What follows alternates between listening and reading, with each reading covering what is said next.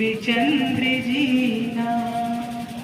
श्री प्राणनाथ निज मूलपति श्री महराज सुना।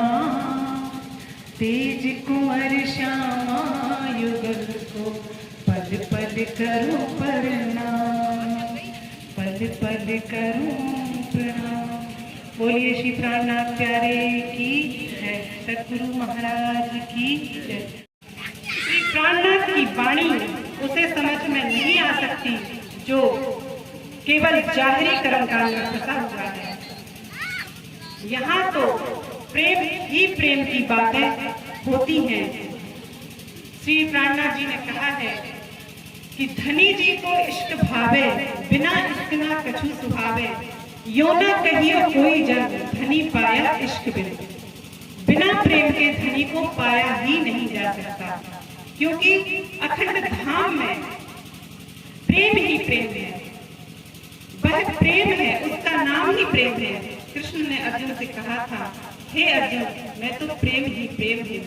बिना इश्क की बंदगी या बिना प्रेम की पूजा से मुझे पाया नहीं जा सकता। जब युद्ध क्षेत्र में युद्ध हो रहा था, तब गीता का ज्ञान श्री कृष्ण ने अर्जुन के लिए कहा। उन्होंने कहा, फला देवी की उपासना करने से आपको यह सिद्धि होगी, फला देवता की स्तुति करने से आपको यह प्राप्ति होगी।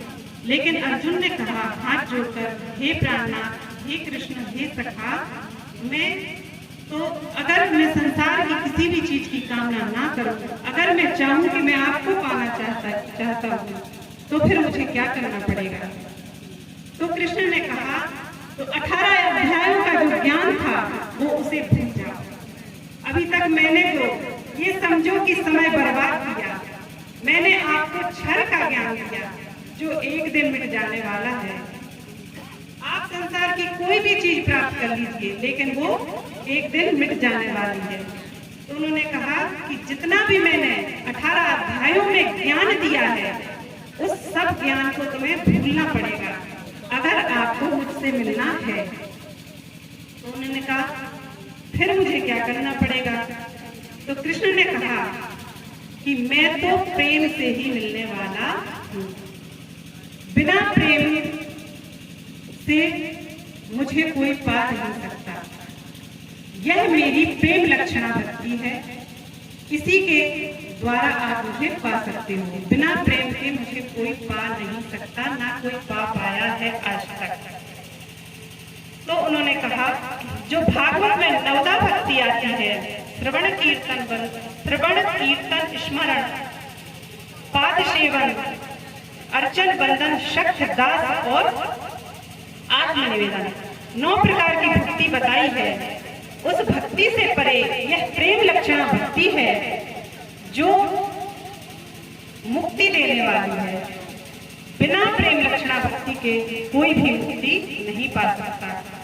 आज श्री प्राणनाथ जी की कुलजन स्वरूप या कहें सुसम वेद वाणी से धर्म ग्रंथ सारे ही प्रकाशित होते हैं। जैसे सूर्य से सारे ग्रह प्रकाशित होते हैं। ग्रहों में अपना कोई प्रकाश नहीं होता। ग्रहों में अपना कोई प्रकाश नहीं होता। वेद तो सूर्य के प्रकाश से प्रकाश लेकर ही प्रकाशित हैं। उसी प्रकार से वाणी के प्रकाश में पुराण खुलेंगे, वेद खुलेंगे, पुराण खुलेंगे, संत गुरु वाणी खुलेगी। सभी ग्रंथ के वास्तविक रहस्य वाणी से खुलेंगे। यह श्री प्राणनाथ वाणी की महिमा है। इनकी महिमा अनंत है। 4 वेद थे, यजुर्वेद, सामवेद, अथर्ववेद, ऋग्वेद। ये चारों वेद आपको वैकुंठ तक का ज्ञान बताएंगे। ब्रह्मा ने लिखे हैं, इसलिए ब्रह्मा कहाँ रहते हैं? वैकुंठ में। या सतलोक में। सतलोक तक पहुंचाने वाले आपके 4 वेद हैं, लेकिन स्वसम वेद वाणी जो कुलजम स्वरूप है वह तो हमें अखंड का द्वार खोल देती है, धाम पहुंचाने वाली है। स्व मतलब स्वयं, और वेद जो आत्मा और परमात्मा का मिलन की बात है वह वाणी बताती है। इसलिए वाणी का सानिध्य आत्माओं का सौभाग्य है, जो हम आत्माओं के खातिर श्री प्राणनाथ इस संसार में आए। और बात कहें तो कुरान में भी वह समय जो गुरु वशिष्ठ ने श्री राम को समय दिया था कि सालीवाहन सकात बस सोड़स्तम सुतम जीवों उद्धार ब्रह्मांडिक कलगी प्रादुर्भविष्यति, कि जीवों के उद्धार के लिए 1600 वर्ष सालीवाहन साका के व्यतीत हो जाएंगे। तब मुक्ति के देने वाले आखिरी जमाने के काबिल निजानंद स्वामी स्वयं इस संसार में आएंगे। और वही बात कुरान में हजरत मोहम्मद साहब के मेराज नामा के बाद जब उनके ही एक यार ने अबू बकर और जैद में पूछा, हे हजरत तो वह समय भी बता दीजिए कि आप इस संसार में कब आएंगे और मैं आपकी पहचान कैसे करूंगा। तब वो कहते हैं कि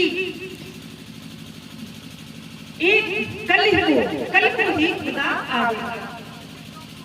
आखिरुल इमाम मोहम्मद मेहंदी साहिब कल को ही आएंगे, क्योंकि उन्होंने कहा था खुदा की एक रात्रि 1000, खुदा का एक दिन 1000 साल के बराबर है और एक रात्रि 100 वर्षों के बराबर है। अतः कल को ही आएंगे, मतलब मोहम्मद साहब के प्रकटन के बाद 1100 साल बाद ही खुदा आवेगा और सारी निशानियों को बयां करेगा। उन्होंने कहा दाबतुल अर्ज नामक एक जानवर पैदा होगा जो